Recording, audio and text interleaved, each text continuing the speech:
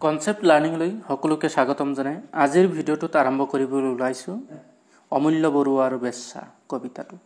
আমি কেনেকৈ দীঘলীয়া পাঠ এটা সংক্ষিপ্ত ৰূপত নোটছ বনাব পাৰোঁ আৰু তাক কেনেকৈ অতি সহজত মনত ৰাখিব পাৰোঁ, আনকি গোটেই অধ্যায়সমূহ পৰীক্ষাৰ আগমুহূৰ্তত দিনত 2-3 বাৰকৈ ৰিভাইজ দিব পাৰোঁ, তাক জানিবলৈ সক্ষম হ'ব। পাঠটো সম্পূৰ্ণকৈ পঢ়ি ল'ব আৰু তাৰে মূল কথাখিনি সংক্ষিপ্ত ৰূপত এইদৰে লিখি ল'ব পাৰে। অমূল্য বৰুৱা সম্পৰ্কে এই কথাখিনি মনত ৰাখিব। 1922 চনৰ 30 জুনত জন্ম হয়। পিতৃ প্ৰমোদ চন্দ্ৰ বৰুৱা, মাতৃ ৰেৱতী বৰুৱা। পিতৃ গড়কাপ্তানি বিভাগৰ কৰ্মচাৰী। অমূল্য বৰুৱা জ্যেষ্ঠ পুত্ৰ আছিল। পিতৃৰ চাকৰি বদলি হোৱাত স্কুল সলনি কৰিবলগীয়া হৈছিল। জ্যেষ্ঠ পুত্ৰ হিচাপে ঘৰুৱা দায়িত্ব পালন কৰে। স্বাধীনতা আন্দোলনৰ লগত তেখেত জড়িত হয়। কলিকতাৰ সাম্প্ৰদায়িক সংঘৰ্ষত গুণ্ডা বাহিনীয়ে ছাত্ৰাবাসৰ বাৰাণ্ডাতে হত্যা কৰে 1946 চনৰ 18 আগষ্টত। এই কথাখিনি মনত ৰাখি আপোনালোকে বহলাই লিখিব। এতিয়া আহিছোঁ বেশ্যা কবিতাটোৰ বিষয়বস্তুলৈ। বেশ্যা কবিতাটোৰ বিষয়বস্তুত এই কথাখিনি মনত ৰাখিব। 1 নম্বৰত উল্লেখ কৰিব, তথাকথিত ভদ্ৰ সমাজত বেশ্যাৰূপে গণ্য হোৱা নাৰীসকল পতিতা শ্ৰেণীত পৰে। দ্বিতীয়তে উল্লেখ কৰিব, পিতৃতান্ত্ৰিক সমাজত নাৰীসকলৰ বাধ্যবাধকতাৰে দ্বিতীয় শ্ৰেণীৰ নাগৰিক হিচাপে চলে। তৃতীয়তে উল্লেখ কৰিব, মুখাপিন্ধা ভদ্ৰলোকসকলৰ গোপন নিজ জীৱন আৰু চিন্তাধাৰাৰ প্ৰতিফলন।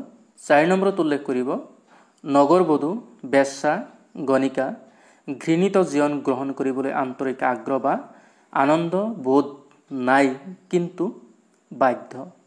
5 নম্বৰত উল্লেখ কৰিব, শ্ৰমিকৰ প্ৰাপ্য সামান্য মজুৰিৰ পৰা বঞ্চিত কৰি উপাৰ্জন কৰা ধন মালিক শ্ৰেণী বা ধনী শ্ৰেণীয়ে সেই নাৰীক সমৰ্পণ কৰে, অৰ্থাৎ বেশ্যা নাৰীক সমৰ্পণ কৰে। এতিয়া আহিছোঁ কবি হিচাপে অমূল্য বৰুৱাৰ মূল্যায়ন।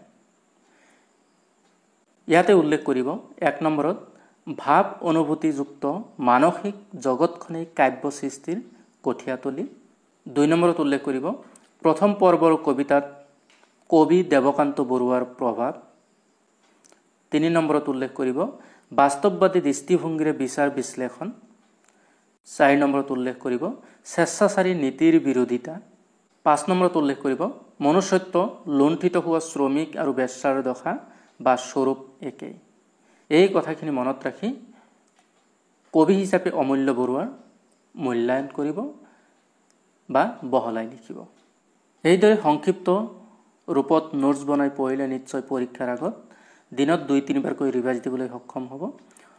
এই সংক্ষিপ্ত নোটছ যদি আপোনাৰ পচন্দ হয় তেতিয়াহ'লে ডেছক্ৰিপশ্যনত লিংক দিয়া আছে, তাৰে পৰা এইটো অধ্যায় ডাউনলোড কৰি ল'ব পাৰিব। মোক উৎসাহিত কৰিবলৈ চেনেলটো ছাবস্ক্ৰাইব কৰিব, লাইক কৰিব আৰু সহপাঠীৰ লগত শ্বেয়াৰ কৰিব। আনকি ভিডিঅ'টো কেনে পালে নিশ্চয় গঠনমূলক দিহা আৰু পৰামৰ্শৰে কমেণ্ট কৰি জনাব। পিছৰ খণ্ডসমূহ চাবলৈ নাপাহৰিব। আজিলৈ সামৰিছোঁ, ধন্যবাদ।